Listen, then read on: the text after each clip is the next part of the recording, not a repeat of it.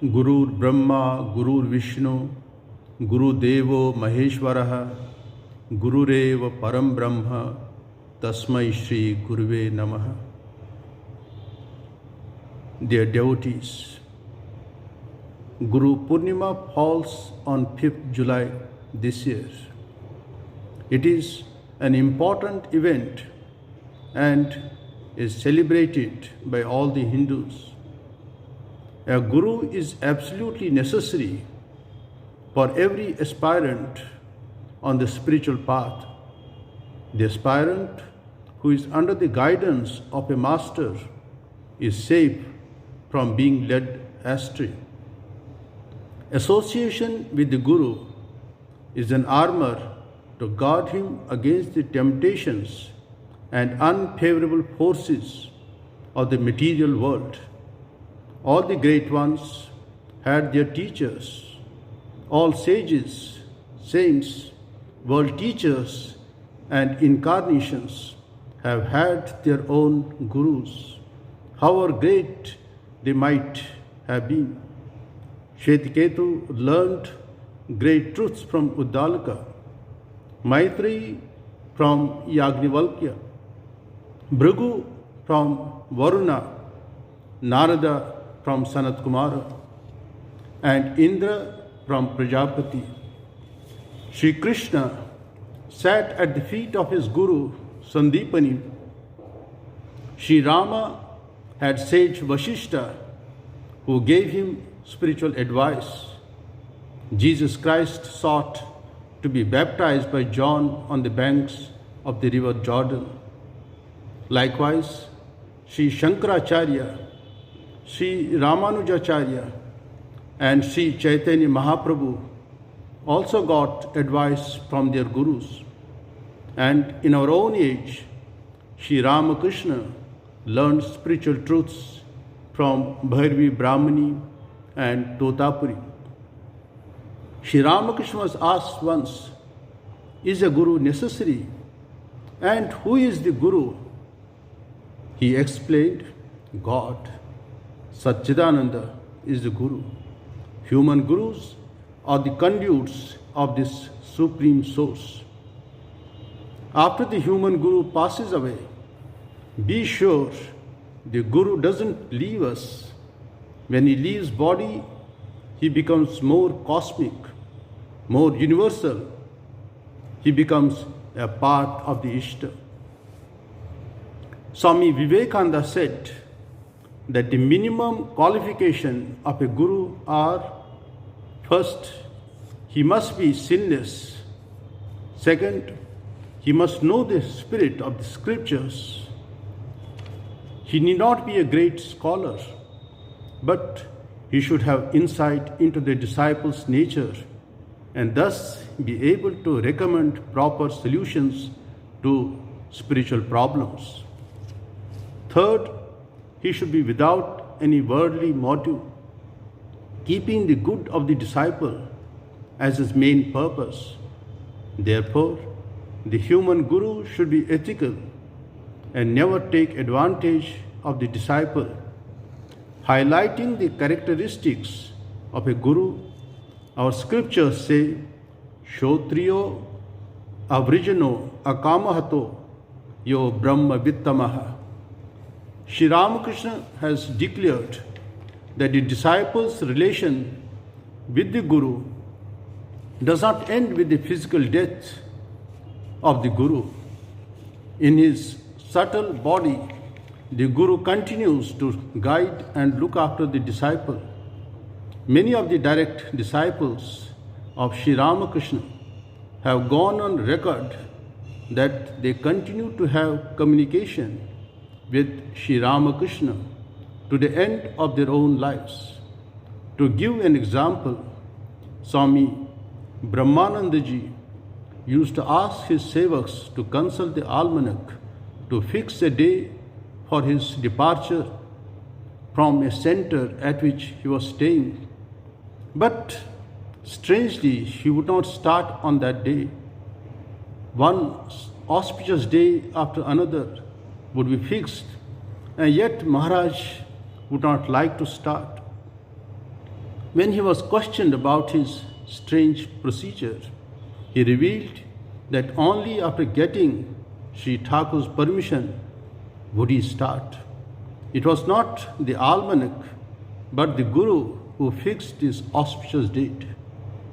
Again, we have heard from an attendant of Swami Vijnanandaji Maharaj that he appeared to be sad for 2 or 3 days.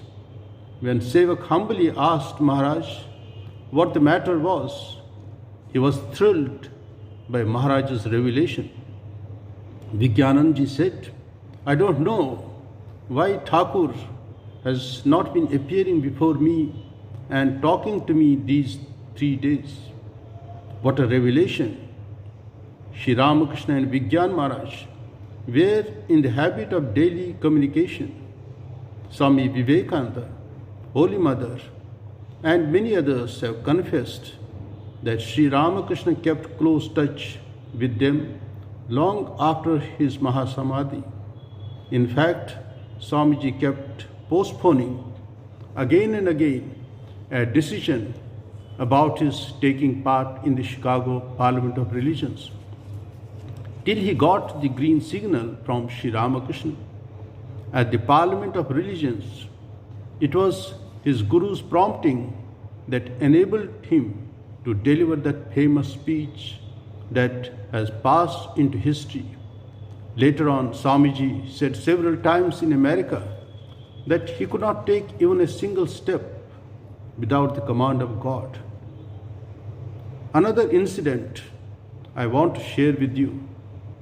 After his return from America, Swami Abhedananda started Vedanta Society in a small house in Mechua Bazar, Kolkata. When the audience grew, he shifted to a bigger house at 11 Eden Hospital Road. He converted a big room into a shrine. Abhedananda had brought with him from America the paintings of Sri Ramakrishna and the Holy Mother by Frank Dorek, the celebrated Czechoslovakian artist, who later became his disciple. He installed those paintings in the shrine for formal ritualistic worship. Abhedananda wanted to place photos on a silver throne. Accordingly, a silver throne was ordered from Bangalore. When it reached the Vedanta Society, news was sent to the Swami who was upstairs. Hurriedly, Abhedanandaji started coming down the stairs when he felt a tap on his shoulders. He looked back in astonishment, but nobody was around. When he again tried to come down, again he felt a tap on his shoulders. He looked back again but could not see anybody. Then he distinctly heard Sri Ramakrishna's voice.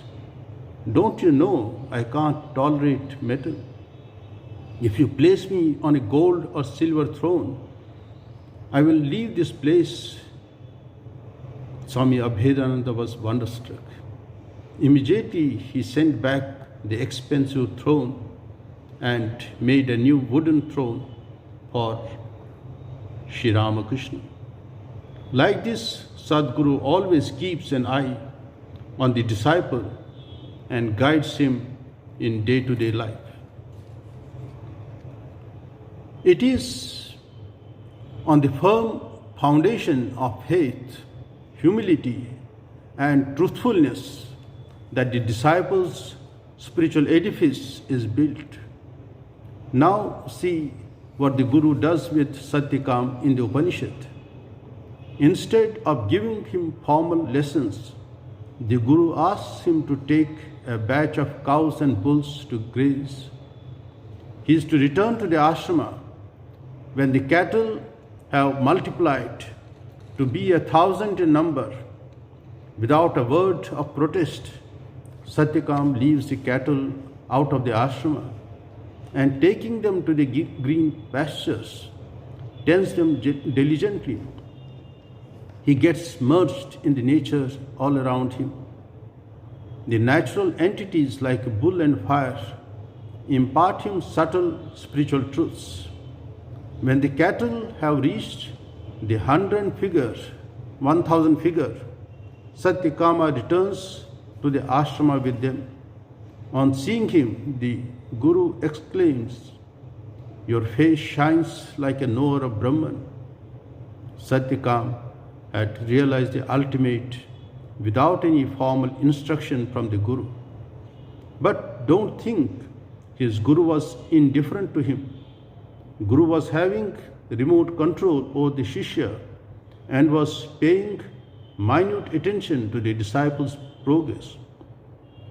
The disciple was also fully in tune with the Guru. The Guru, eager to see that his disciple grows spiritually, was mentally transmitting his grace. Sri Ramakrishna's status as a Jagat Guru has been proclaimed by many great thinkers and teachers. Let us conclude by reciting a verse composed by Swami Abhedananda Maharaj. Jananim Sharadam Devi Ramakrishnam Jagadguru Pada Padme Tayoshritva Pranamami Muhurmuhu.